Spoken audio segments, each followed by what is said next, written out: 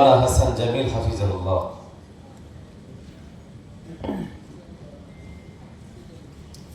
আসসালামু আলাইকুম ওয়া রাহমাতুল্লাহি ওয়া বারাকাতুহু।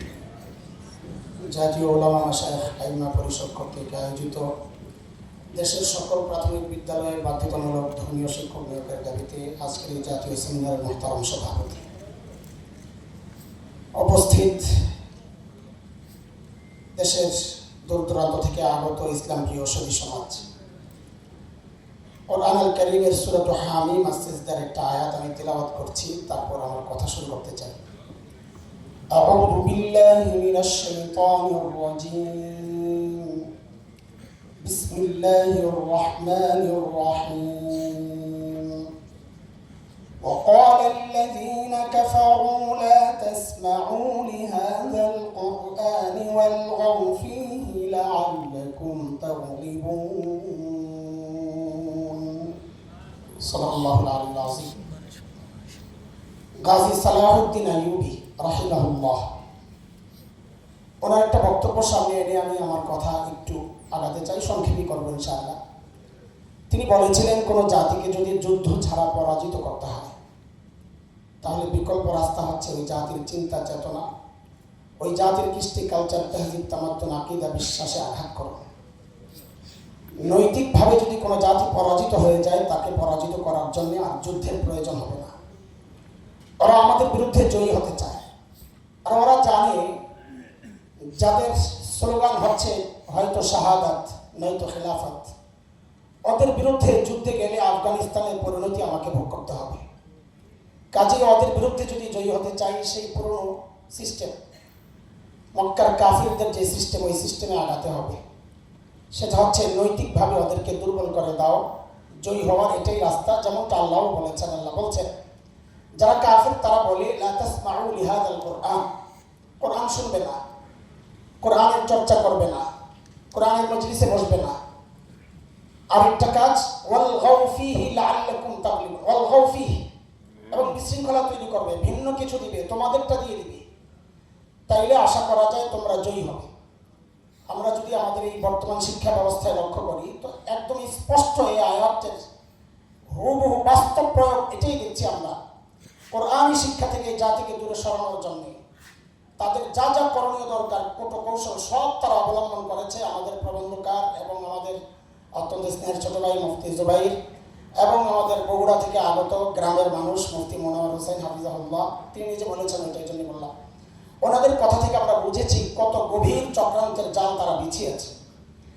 এখন আরো একটা রয়ে গেছে ওয়ালগাউ ফীহি, তোমাদের যেটা আছে ওটা দিয়ে বিশৃঙ্খলা তৈরি করা, সেইটুকু বাকি ছিল। এখন সেইটুকু বাস্তবায়নের জন্য 65,500+ স্কুলে ওরা গানের, নাচের শিক্ষক নিয়োগ দিচ্ছে। শুধু তাই না, আমার সন্তানকে একজন ট্রান্সজেন্ডার শিক্ষকের সামনে বসতে বাধ্য করা হবে।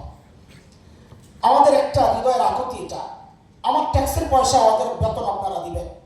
শুধু এই বিষয়টাই না, আমার এই সন্তানকে আমরা কোথায় রেখে যাচ্ছি ভাই? আগামী 10 বছর পর এই সন্তানগুলো কি হবে? আমরা প্রায় বলি নৈতিক শিক্ষা, ধর্মীয় শিক্ষা মানুষকে শুধু আল্লাহর সাথে মিলিয়ে দেয় না, প্রত্যেক ধর্মের শিক্ষা মানুষকে মানুষের সাথেও মিলিয়ে দেয়। মানুষের মধ্যে যে সুসম্পর্ক, পারিবারিক সম্পর্ক, এই সবগুলোকে মজবুত করতে পারে একমাত্র ধর্মীয় শিক্ষক। তার একটা প্রমাণ ছোট্ট করে আমি দিয়ে আমি শেষ করবো। এখানে মানব জমিনের কেউ আছেন, মানব জমিন পত্রিকার কেউ আসছেন? হয়তো নেই। কয়েক বছর আগে ওদের একটা রিপোর্ট আমি পড়েছি, গবেষণা, এখনো সার্চ দিলে হয়তো পাওয়া যাবে। উচ্চ শিক্ষার হার যত বাড়ছে, সন্তানের সাথে মা বাবার দূরত্বটাও তত বাড়ছে। এই কথাকে অস্বীকারের সুযোগ না। এই জন্য কয়েকদিন আগে আমরা একজন মেয়েকে দেখেছি তার বাবা মাকে আদালতে ওঠাতে। কয়েকদিন আগে দেখেছি এক সমকামী মেয়ে তার পার্টনারকে নিয়ে তার ঘরে থাকতে চাইতে গেলে তার বাবা কর্তৃক বাধাগ্রস্ত হয়ে বাবাকে হত্যা করেছে। এগুলো সব কিছুর পেছনে মূল হচ্ছে ধর্মীয় শিক্ষা না থাকা। নৈতিক শিক্ষা শুধু মানুষকে আল্লাহর সাথে মিলিয়ে দেয়, শুধু তাই না, এই সুন্দর সমাজ যদি আমরা রাখতে চাই, আমাদের নৈতিকতা যদি এই সমাজে রাখতে চাই, সন্তানগুলোকে যদি সুন্দরভাবে আমরা করতে চাই, ধর্মীয় শিক্ষার কোনো বিকল্প নাই। এটা আর ওয়াজ নসিহতের বিষয় না, এটা এক চরম বাস্তবতার বিষয়। আপনারা এই সমাজের মানুষের কাছে এই কথাগুলো ছড়িয়ে দেন। এটা শুধু ধর্মীয় দিক থেকে নয়, যদি সুন্দর সমাজ চান, সুন্দর পারিবারিক জীবন চান, তাইলে এর কোনো বিকল্প নাই। সাথে আমি শেষ করবো, যেহেতু অনেক আলোচনা হয়েছে, আমাদের জাতীয় নেতৃবৃন্দ এখানে আছেন।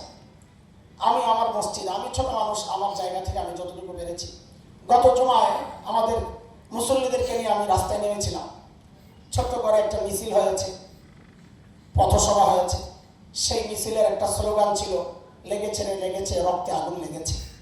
আমরা আপনাদেরকে শোনাতে চাই, আমাদের রক্তে আগুন লেগেছে। আমরা যখন দেখি আমাদের দেশকে শেষ করার চক্রান্ত হচ্ছে, এই দেশের স্বাধীনতা সার্বভৌমত্বকে ধ্বংস করার চক্রান্ত হচ্ছে, এদেশের মানচিত্র টুকরা টুকরা করার চক্রান্ত হচ্ছে, জিহাদের চেতনা ধ্বংসের জন্য যা যা করা দরকার সব করা হচ্ছে, তখন আমাদের রক্তে তো আগুন লাগারই কথা। আপনাদের কাছে অনুরোধ, আল্লাহ রাস্তে অতীতে আমরা দেখেছি নানান ইস্যু আসছে, আন্দোলন হয়েছে, আবার কোন কারণে জানি না আমরা, কোন অশুভ শক্তির ইঙ্গিতে সেই আন্দোলনগুলো আবার মাটি চাপা পড়েছে, আর আওয়াজ নাই। আমরা এই ইস্যুতে, এটা আমাদের অস্তিত্বের বিষয়, এটা আমার জাতিসত্তার বাঁচানোর ব্যাপার, এই জায়গায় আপনাদেরকে আমরা পিছনে দেখতে চাই না। আপনারা আমাদের মনোহর ভাই বলেছেন, আমাদেরকে কাজ দেন, আমাদের থেকে আপনারা যা নিতে চাবেন আমরা তাই নিতে প্রস্তুত। যদি বলেন তোমাদের রক্ত দরকার, জীবন দরকার, তাও আমার দেশকে রক্ষা করার জন্য আমরা সব কিছু দিতে প্রস্তুত।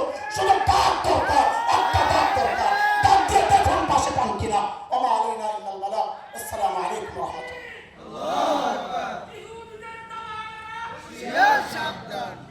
সম্মানিত উপস্থিতি, এই পর্যায়ে আমাদের